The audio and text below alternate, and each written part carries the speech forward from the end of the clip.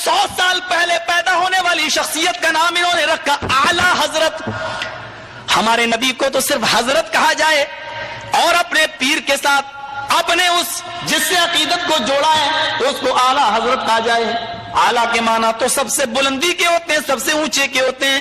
سبحان ربی الاعلیٰ, اعلیٰ اس میں تفضیل ہے جس کا معنی یہ ہوتا ہے جو سب سے بلند ہے. ہم اسی لیے تو اپنی پیشانی اس کے سامنے رکھتے ہیں, کہتے ہیں کہ اللہ یہ پیشانی تو نے سب سے اوپر بنائی ہے, میرے جسم کے سب سے اوپر رکھی ہے. یہ پیشانی سب سے اونچی ذات کے سامنے ہی جھکے گی, ہر کس و لاکس کے سامنے نہیں جھک سکتی ہے. اسی لیے کہتے ہیں سبحان ربی الاعلیٰ, میرا وہ رب پاک ہے جو سب سے بلند ہے. انہوں نے ہمارے نبی کو کہا حضرت اور اپنے پیر کے نام کے آگے لگایا اعلیٰ حضرت. حضرت سے بھی بلند, حضرت سے بھی اونچا, جناب محمد رسول اللہ سے بھی اوپر جس کا مقام و مرتبہ ہو. السلام علیکم ورحمۃ اللہ تعالی وبرکاتہ. آپ نے ابھی جو ویڈیو چلائی گئی ہے اس میں اس شخص کا بیان تو سن ہی لیا ہوگا. یہ ہے غیر مقلدین کا مانا جانا عالم دین جرجس, جو یہ کہہ رہا ہے, آپ نے اس کی بات کو بھی سنا ہوگا.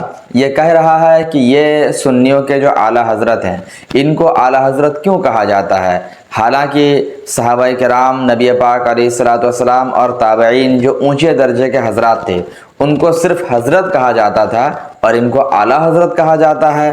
یہ کیسے جائز ہو سکتا ہے؟ تو آئیے آج کے اس بزم میں ہم اس سوال کا جواب آپ کے روبرو پیش کر دیتے ہیں. آپ سے گزارش ہے کہ آپ پوری ویڈیو کا ضرور ملاحظہ کر لیں اور اگر ویڈیو انفارمیٹیو معلوم ہو تو دوسرے بھائیوں تک ضرور اس کو شیئر کریں. حضرات, پہلی بات آپ کو ہم یہ بتا دیں کہ اعلیٰ حضرت جو سیدی سندی آقائے مولائی حضور اعلیٰ حضرت امام احمد رضا خان فاضل بریلوی کو لقب دیا گیا تو یہ محض ایک لقب ہے, اور لقب جب کسی کو دیا جاتا ہے تو وہ شروع سے لے کر آخر تک ہر زمانے کے لحاظ سے نہیں دیا جاتا ہے, بلکہ جب کسی کو کوئی لقب سے ملقب کیا جاتا ہے تو اسی زمانے کے حساب سے, اسی زمانے کے لوگوں کے اعتبار سے ان کو دیا جاتا ہے. اب اگر ہم اس اعتبار سے دیکھیں گے تو حضور سیدی سرکار امام احمد رضا خان فاضل بریلوی کو جب اعلیٰ حضرت کہا گیا تو اس سے مراد یہ نہیں ہے کہ نبی پاک علیہ الصلوۃ والسلام سے لے کر کے اب تک جتنے لوگ دنیا میں آئے ان تمام حضرت سے بڑھ کر اعلیٰ حضرت ہے, ایسا بالکل بھی مراد نہیں ہے.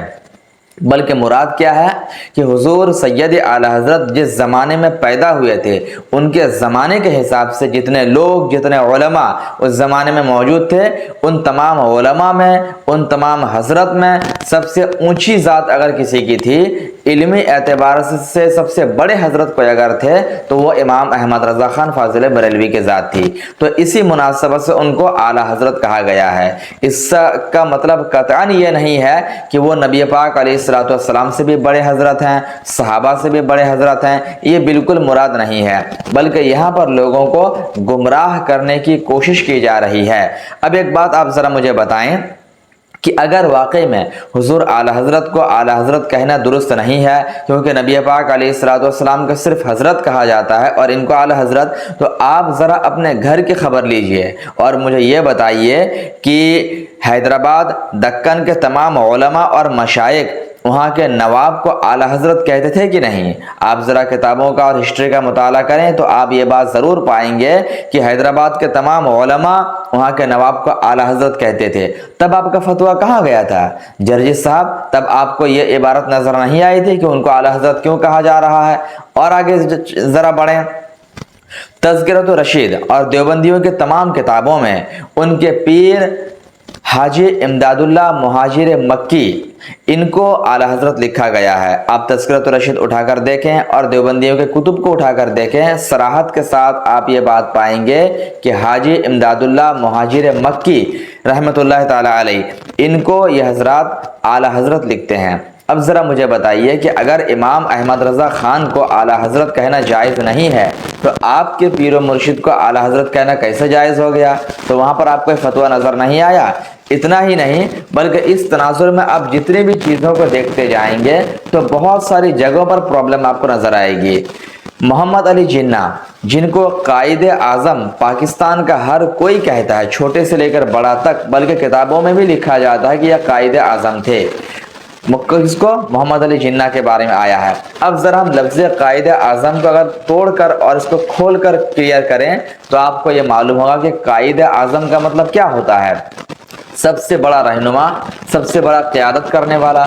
اب ذرا مجھے آپ بتائیے کہ سب سے بڑے رہنما یا سب سے بڑے قائد حقیقت میں اگر دیکھیں گے تو نبی پاک علیہ السلام کی ذات ہے، تو پھر یہ محمد علی جناح صاحب کو قائد اعظم کہنا کیسے درست ہو جائے گا؟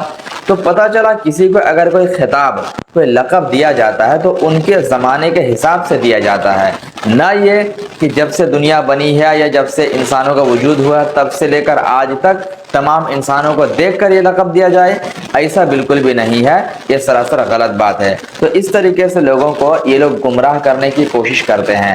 جو لوگ بیچارے بھولے بھالے سنی مسلمان ہیں، کم پڑھے لکھے سنی مسلمان ہیں، ان کو گمراہ کرنے کے لیے یہ لوگ اس طرح کے ہتھ کنڈے اپناتے ہیں تاکہ بھولا بھالا مسلمان ان کی باتوں کے جال میں پھنس جائے اور اس لفظ سے باز آ جائے اور اس طرح کی بہکی بہکی باتیں کرنا شروع کر دے۔